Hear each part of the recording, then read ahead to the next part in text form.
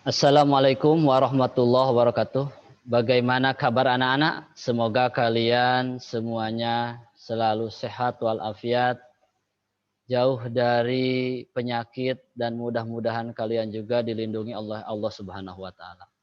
Dalam kesempatan ini kita akan belajar mata pelajaran fisika. Meskipun kita jauh tapi mudah-mudahan pembelajaran jarak jauh ini memberikan manfaat dan maslahat bagi kalian semua. Dalam kesempatan ini, perkenalkan nama Bapak Chandra Irawan. Bapak akan mengampu mata pelajaran fisika di kelas 10 MIPA dan kelas 12 MIPA. Untuk itu, terutama bagi kelas 10, Bapak ucapkan selamat datang di SMA Negeri 1 Cikakak. Begitu juga bagi kelas 12, kalian selamat sudah naik ke kelas 12.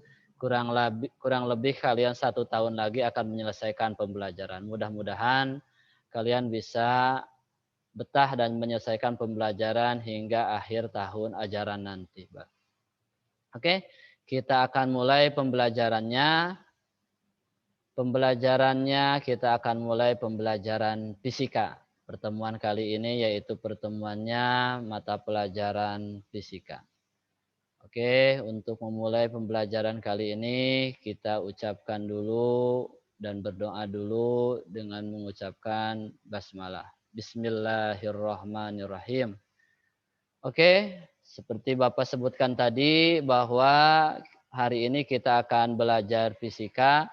Pertemuan pertama kali ini Bapak tidak akan langsung ke materi seperti biasa. Bapak ingin menyampaikan dulu hal-hal yang berhubungan dengan pembelajaran fisika. Terutama menurut Bapak ada bahasa istilah pengantar fisika sebelum belajar pada pertemuan-pertemuan yang akan datang. Oke anak-anakku kelas 10 dan kelas 12, kelas IPA SMA Negeri 1 Cikakak. Kita lihat tayangannya, slide-nya Bapak sudah siapkan untuk pertemuan sekarang ini. Slide-nya yang pertama kita lihat, yang pertama kita bisa searching di Google untuk materi-materi, baik materi fisika, materi pelajaran yang lain juga sudah banyak sekarang. Atau juga di YouTube sudah banyak, Bapak sudah menyiapkannya nanti. Kita tinggal searchingnya, kita searching untuk pembelajaran sekarang yaitu pembelajaran fisika. Kita tekan pembelajarannya pembelajaran fisika, maka kita akan masuk menemukan beberapa materi pelajaran fisika yang kalian boleh pilih di mana saja. Nah untuk pertemuan sekarang yaitu pertemuan ke-1, kita akan mulai pertemuan ke-1 ini. Pertemuan ke-1 kita akan mulai, kita klik pertemuan ke-1-nya. Untuk pertemuan pertama ini kita akan diisi dengan kontrak belajar selama PJJ. Karena sekarang sudah lebih dari 1,5 tahun kita melaksanakan PJJ yaitu pembelajaran jarak jauh. Maka sebelum pembelajaran yang akan kita laksanakan ke depan, maka di sini Bapak perlu sampaikan dulu kontrak belajar selama pembelajaran jarak jauh atau pembelajaran daring. Perlu kalian ketahui, terutama bagi kelas 10, bahwa selama nanti pembelajaran daring di SMA Negeri 1 Cikakak, Bapak akan menggunakan yang sudah diberikan fasilitas oleh sekolah, yaitu menggunakan LMS, Learning Management System. LMS yang digunakan di Cikakak yaitu Cikal, yaitu Cikakak Active Learning. Sehingga kalian wajib menginstal atau mengikuti pembelajaran jarak jauh, terutama khususnya pelajaran fisika ini, menggunakan PJJ dengan menggunakan LMS Cikal, yaitu Cikakak Active Learning. Jadi kontrak belajar pertama mata pelajaran fisika selama PJJ, yaitu kalian wajib menginstal LMS Cikal di HP-nya masing-masing, ataupun juga di laptopnya, ataupun juga di tabnya. Silahkan tergantung fasilitas yang kalian miliki, kalian bisa menginstal aplikasi Cikal ini. Nanti linknya ataupun aplikasinya mungkin bisa dibagikan oleh pihak kurikulum. Itu yang pertama. Jadi kalian wajib menginstal dan melaksanakan pembelajaran melalui aplikasi Cikal. Yang kedua, pembelajaran syarat fisika untuk mendapatkan nilai nanti di nilai raport ataupun syarat untuk kenaikan kelas, yaitu mengikuti aktivitas pembelajaran. Nanti di Cikal itu, di Cikakak Active Learning itu, di LMS Cikal itu, kalian wajib mengikuti aktivitas pembelajaran. Aktivitas pembelajaran yang kalian ikuti ini minimal 60%. Jadi kalian minimal 60% harus mengikuti aktivitas pembelajaran. Apa aktivitas pembelajarannya?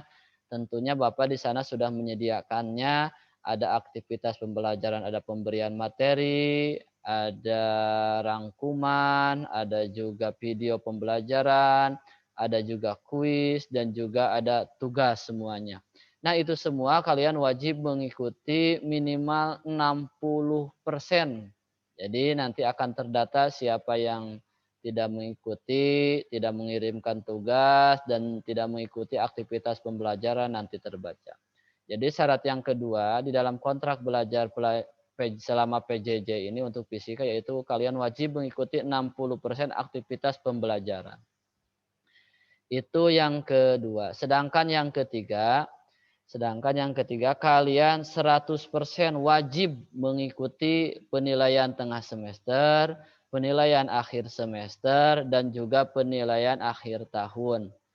Jadi sekali lagi nanti melalui aplikasi Cikal ini kalian wajib mengikuti dan menyelesaikan 100%. Jadi kalian tidak boleh terlewatkan sedikit pun, satu kali pun kegiatan penilaian tengah semester, penilaian akhir semester, dan juga penilaian akhir tahun.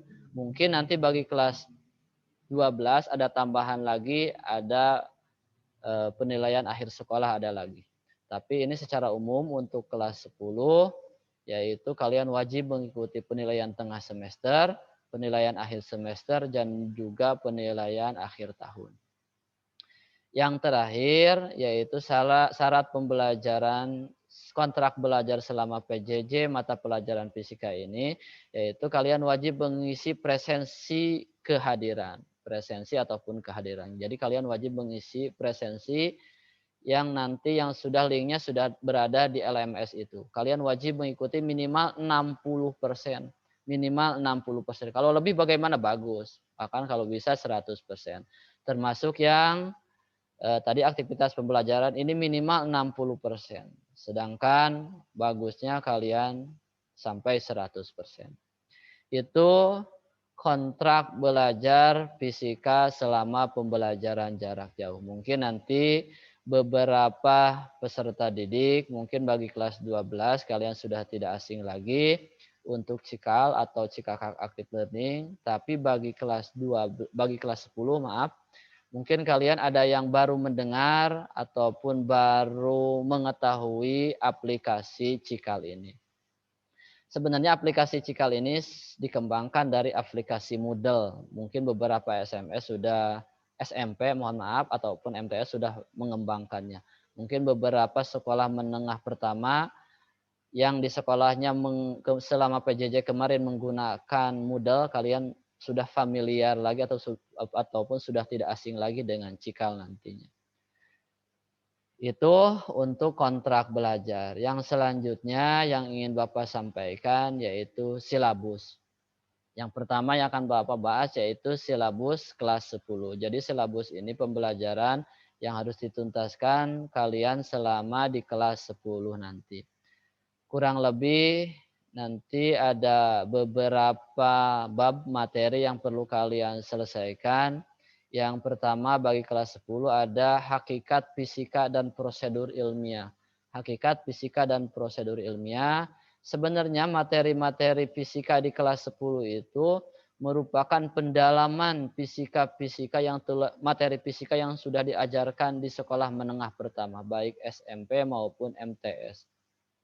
Jadi untuk pembelajaran fisika di kelas 10 ini sebenarnya hanya memperdalam lagi materi-materi yang sudah disampaikan di kelas 10. Maaf, di kelas 9 SMP ataupun MTS. Materi pertama di kelas 10 yaitu hakikat fisika dan prosedur ilmiah. Ada hakikat fisika dan perlunya mempelajari fisika, ruang lingkup fisika, metode dan prosedur ilmiah, maupun keselamatan kerja di laboratorium. Nanti kita akan mempelajari materi hakikat fisika ini. Yang kedua, materi yang perlu kita tuntaskan di kelas 10 yaitu materi pengukuran. Materi pengukuran juga ini sudah di SMP, kalian sudah mengenal pengukuran. Mungkin di SMA beberapa pendalamannya saja nanti ataupun sekalian mengingatkan kalian lagi beberapa materi yang sudah dipelajari terutama pengukuran. Ada ketelitian, ada penggunaan alat ukur, cara menggunakan alat ukur, apalagi sekarang alat ukurnya sudah banyak yang digital. Mungkin kalian dulu ketika SMP kalian mengenal alat ukurnya manual, sekarang sudah menggunakan alat ukur digital. Ada juga materi kesalahan pengukuran dan juga terakhir penggunaan angka penting. Selanjutnya ada juga materi vektor di kelas 10. Nanti ada materi vektor bab ketiga. Materi vektor ini berisi tentang penjumlahan vektor, perpindahan vektor, kecepatan vektor, percepatan vektor, gaya sebagai vektor. Jadi nanti kita akan mempelajari vektor. Vektor ini sangat bermanfaat di dalam teknologi terutama GPS. GPS juga ini menggunakan vektor. Teknik salah satunya menggunakan vektor. Yang selanjutnya ada juga gerak lurus. Bab keempat ada namakan gerak lurus. Gerak lurus ini di SMP juga sudah dipelajari. Mungkin nanti kalian sudah mengenal ada gerak lurus beraturan, ada gerak lurus berubah beraturan. Di SMA ini kita akan memperdalam gerak lurus dengan kecepatan konstan ataupun tetap. Kita sudah biasa menyebutnya dengan GLB, gerak lurus beraturan. Dan yang kedua ada gerak lurus dengan percepatan konstan ataupun tetap. Kita biasa mengenal dengan istilah GLBB, gerak lurus berubah beraturan. Selanjutnya materi yang akan kita bahas juga mungkin ini baru di SMA yaitu gerak parabola. Gerak parabola ini kalian mungkin akan menemukan nanti beberapa gerakan yang tidak lurus. Contohnya gerakan pemain bola ketika menendang bola. Itu kan melengkung, lihat gaya Messi atau gaya Ronaldo ketika menendang bola. Dia gerak bolanya tidak lurus, tetapi kalau dibiarkan nanti akan terlihat melengkung seperti parabola. Nanti kita akan mempelajari materi gerak parabola. Selanjutnya ada juga materi gerak melingkar. Gerak melingkar ini banyak di dalam kehidupan sehari-hari kita. Nanti kita akan pelajari juga gerak melingkar dengan laju konstan. Ada juga nanti di dalam gerak melingkar kita akan mempelajari apa itu frekuensi dan periode. Di SMP juga ini sudah frekuensi dan periode. Ada juga kecepatan sudut, ada kecepatan linier, dan yang terakhir ada juga gaya sentripetal. Bab yang selanjutnya yang akan kita pelajari yaitu tentang hukum Newton. Hukum Newton ini yang akan kita pelajari yang pertama hukum Newton tentang gerak. Jadi hukum Newton itu banyak nanti yang akan kita pelajari di bab 7 ini yaitu hukum Newton tentang gerak. Mungkin yang kedua nanti juga ada penerapan hukum Newton dalam kehidupan sehari-hari. Contohnya ketika kita naik angkot, ketika angkot yang asalnya diam lalu tiba-tiba jalan, badan kita biasanya terdorong ke belakang. Tetapi sebaliknya, ketika angkot tiba-tiba diremnya mendadak, tubuh kita justru terdorong ke depan. Itu adalah salah satu fenomena yang dapat dijelaskan dengan hukum Newton. Kita akan pelajari nanti di bab 7 ini di kelas 10. Selanjutnya bab 8 ada juga masih hukum Newton, tetapi hukum Newtonnya tentang gravitasi. Jadi hukum Newton tentang gravitasi. Jadi kenapa Pak Newton ini dapat merumuskan hukum Newton tentang gravitasi? Kita sudah mengenal ceritanya sangat populer. Kenapa buah apel ketika lepas dari pohonnya jatuh ke bawah, tidak jatuh ke langit, jadi jatuhnya ke bawah. Kenapa? Ternyata itu dapat dijelaskan oleh Pak Newton dengan teorinya tentang gravitasi Newton. Di dalam gravitasi Newton juga nanti kita akan mengenal kuat medan gravitasi dan kecepatan gravitasi, dan juga kita akan mengenal hukum Kepler. Hukum Kepler, hukum yang menjelaskan tentang planet-planet. Nanti kita akan membahas planet dan tata letak tata surya juga di sini. Yang selanjutnya bab 9 juga ada usaha dan energi. Ada usaha dan energi. Nah, usaha dan energi ini di SMP juga sudah. Ada energi kinetik, energi potensial, gravitasi dan pegas, konsep usaha ataupun kerja, hubungan usaha dan energi kinetik, hubungan usaha dengan energi potensial, ada juga hukum kekekalan energi mekanik. Jadi usaha dan energi ini di SMP sudah, tetapi kita akan mempelajari lagi di kelas 10 ini. Selanjutnya bab ke-10 itu ada momentum dan impul. Nanti kita akan mempelajari momentum, ada juga impuls. Kita juga akan mempelajari tumbukan lenting sempurna, ada juga lenting sebagian, dan juga ada yang namakan dengan tidak lenting sama sekali. Kita akan mempelajari fenomena-fenomena ini dalam kehidupan sehari-hari. Yang selanjutnya, yang terakhir, bab ke-11, yaitu ada getaran harmonis. Getaran harmonis ini kita akan membahas karakteristik getaran harmonis pada ayunan bandul. Jadi ketika bandul ataupun benda digantung, diikat oleh benang, lalu digantung, lalu kita getarkan, maka akan terjadi getaran. Begitu juga dengan pegas. Pegas kita akan pelajari getaran pegas. Ketika kita pegas tekan, apa yang terjadi? Dia akan bergetar, bergerak, bolak-balik ke sana. Seperti itu. Kita akan pelajari. Selain itu di dalam getaran harmonis ini kita akan pelajari juga persamaan simpangan, kecepatan, dan percepatan. Inilah 11 materi yang akan kita pelajari bagi kelas 10, dan mudah-mudahan selama 1 tahun ke depan kalian bisa mempersiapkannya dan mempelajarinya, terutama mengingat kembali materi-materi yang sudah disampaikan oleh guru-guru kalian selama di SMP ataupun di MTS. Sehingga ketika nanti pas belajarnya dengan Bapak, kalian sudah ingat kembali. Selanjutnya bagi kelas 12, mungkin kalian juga baru mengenal Bapak karena Bapak baru mengajar di kelas 12 ini, dan mungkin baru berjumpa dengan kalian. Ada beberapa materi yang akan kita tempuh di kelas 12 ini. Yang pertama ada materi rangkaian arus searah. Rangkaian arus searah ini banyak submaterinya. Ada arus listrik dan pengukurannya. Nanti kalian mungkin akan belajar bagaimana mengukur arus listrik. Ada juga kalian mengenal hukum Ohm, arus listrik dalam rangkaian tertutup, hambatan sepotong kawat penghantar, dan ke bawah lagi ini ada hukum 1 Kirchhoff dan ada hukum 2 Kirchhoff. Dan kita juga akan mengenal energi dan daya listrik. Itu rangkaian arus searah. Yang selanjutnya ada juga listrik statis. Listrik statis, mungkin di SMP dulu kalian sering praktek listrik statis ini. Menggosok-gosokkan balon, lalu balon itu ataupun penggaris, lalu penggaris itu didekatkan terhadap kertas-kertas yang sudah dipotong-potong kecil-kecil. Ternyata kertasnya dapat tertarik. Penggarisnya digosok-gosok bisa ke rambut, tetapi rambutnya yang tidak pakai minyak, rambut yang kering. Sehingga ketika digosokkan, ketika didekatkan terhadap kertas ini, ternyata kertasnya dapat menempel. Itu adalah fenomena listrik statis. Nanti kita akan pelajari lebih dalam. Ada juga hukum Coulomb, medan listrik, energi potensial listrik dan potensial listrik, dan ada juga kapasitor. Nanti kita akan pelajari. Yang selanjutnya di kelas 3 ini ada juga medan magnet. Ada medan magnet, nanti ada medan magnet di sekitar arus listrik. Ternyata ketika benda dialiri arus listrik, ternyata di sekitar kawatnya itu akan menghasilkan medan-medan magnet.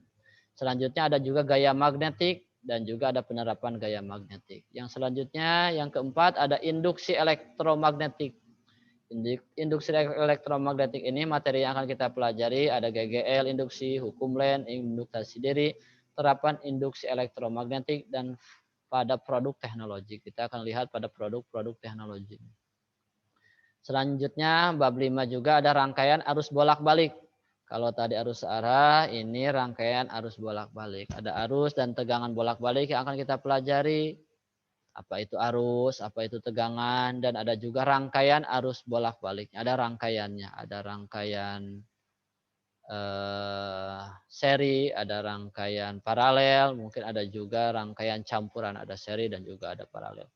Terakhir ada juga yang kita akan pelajari yaitu daya pada rangkaian arus bolak-balik. Yang selanjutnya bab 6 kita akan mempelajari juga radiasi elektromagnetik.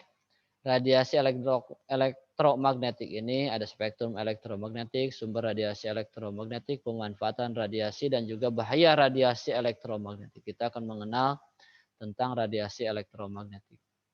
Selanjutnya bab 7 ada teori relativitas khusus. Teori relativitas ini dikemukakan oleh Albert Einstein, salah satunya tokohnya, tetapi nanti di dalamnya ada, kita akan membahas relativitas Newton, percobaan Michelson dan Morley, dan ada postulat relativitas khusus, massa, momentum, dan energi relativitas. Yang selanjutnya ada konsep dan fenomena kuantum. Kita akan mempelajari juga ada apa itu konsep foton, efek fotolistrik, efek Compton, dan sinar X. Sinar X kita akan pelajari di sini. Yang kesembilan ada juga teknologi digital. Karena ini sekarang musimnya digital, maka di SMA kalian di materi pelajaran fisika ada teknologi digital. Ada penyimpanan data. Mungkin kalian sudah mengenal sejak dulu sampai sekarang banyak-banyak penyimpanan data. Kalian dulu ada mengenal apa flash disk. Ada juga hard disk sekarang. Kita akan mengenal lagi beberapa penyimpanan data yang lebih canggih dan lebih modern lagi. Ada juga transmisi data. Dan ada juga terakhir aplikasi teknologi digital dalam kehidupan sehari-hari. Banyak sekali aplikasi teknologi digital ini dalam kehidupan sehari-hari. Untuk itu nanti kita akan pelajari lebih lanjut. Bab yang ke-10 yaitu ada inti atom. Inti atom, mungkin kalian mendengar atom itu sesuatu yang sangat menakutkan. Kita zaman dulu di pelajaran sejarah mengenal ada istilah bom atom.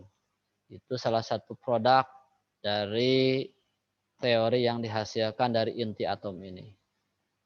Inti atom ini nanti dalam inti atom kita akan belajar struktur inti, ada reaksi inti, ada radioaktivitas, teknologi nuklir, proteksi radiasi meliputi ada pelindung atau perisai radiasi, jaga jarak, batas waktu, ataupun time limitation.